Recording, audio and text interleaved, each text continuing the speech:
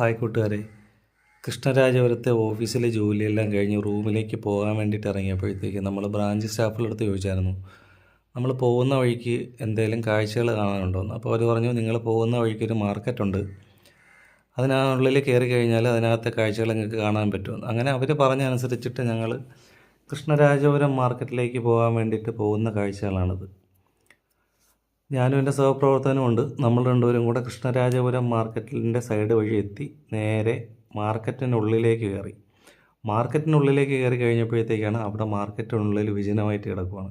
Branch സ്റ്റാഫുകൾ പറഞ്ഞ market ഇതല്ലേ, നമുക്ക് ഡൗട്ടായി. നമ്മൾ നോക്കുമ്പോൾ കുറേ വണ്ടികൾ നിരത്തി വെച്ചിരിക്കുന്നു, കുറേ സാധനങ്ങളെല്ലാം മൂടി കെട്ടി വെച്ചിരിക്കുന്നു, ടാർപ്പയൊക്കെ ഇട്ട് മൂടി കെട്ടി വെച്ചിരിക്കുന്നു. അവിടെ ഒരു സെക്ഷനിൽ ഒരു ചേട്ടൻ ഫ്രൈഡ് റൈസ് എന്തൊക്കെ വിൽക്കാൻ വേണ്ടിയിട്ട് വെച്ചിരിക്കുന്നു. അപ്പോൾ വേറെ സൈഡ് നോക്കാമെന്ന് പറഞ്ഞ് നമ്മൾ മാർക്കറ്റിൽ നിന്ന് നേരെ പുറത്ത് റോഡിലോട്ട് വീണ്ടും ഇറങ്ങിയപ്പോഴത്തേക്ക് അവിടെയാണ് വൈകിട്ടത്തെ മാർക്കറ്റ്. റോഡ് സൈഡിലാണ്. ആദ്യത്തെ സെക്ഷൻ പൂക്കൾ, റോസാപ്പൂ, ജമന്തിപ്പൂ ഒക്കെ പല വെറൈറ്റിയിലുള്ള ജമന്തിപ്പൂവൊക്കെയാണ് ഇരിക്കുന്നത്. ഇതിൻ്റെ തൊട്ട് പിറകിലോട്ടും പൂക്കൾ വെച്ചിട്ടുണ്ട്. അത് കഴിഞ്ഞ് ഇപ്പുറത്തെ സൈഡ് പഴങ്ങളാണ്. നമ്മുടെ നാട്ടിൽ കിട്ടുന്ന ഞാവൽപ്പഴം വയ്ക്കാൻ വേണ്ടിയിട്ട് ഒരു ചേട്ടൻ ഇരിപ്പുണ്ട്. പുള്ളി ഞാവൽപ്പഴം എല്ലാം അടുക്കി സെറ്റ് ചെയ്ത് അങ്ങനെ വെച്ചിരിക്കുകയാണ്. ഇപ്പുറത്തെ സൈഡ് പേരയ്ക്ക് വയ്ക്കുന്ന ഒരു ചേട്ടൻ വെച്ചിട്ടുണ്ട്. ഇപ്പുറത്തെ സൈഡിൽ പപ്പായ വയ്ക്കാൻ വേണ്ടിയിട്ടൊരു ചേച്ചി ഇരിപ്പുണ്ട്. അത് കഴിഞ്ഞ് ചെറുകിട പച്ചക്കറി വയ്ക്കുന്നവരുണ്ട്. പിന്നെ വലിയ തോതിൽ പച്ചക്കറി വയ്ക്കുന്ന ഒരു ചേട്ടനും ഇപ്പുറത്ത് ഇരിപ്പുണ്ട്.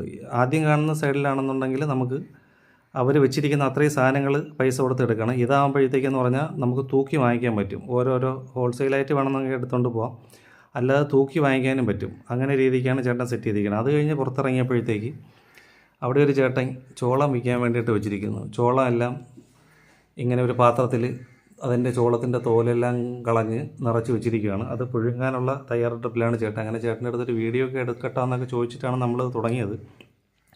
ചേട്ടാ ഫുള്ള് ചെമ്പ് നിറച്ചിട്ട് വേണം ചേട്ടനത് പാത്രത്തിലോട്ടെടുത്ത് മാറ്റി വയ്ക്കാനുള്ള, അടുപ്പിലോട്ടെടുത്ത് വയ്ക്കാനുള്ളത്.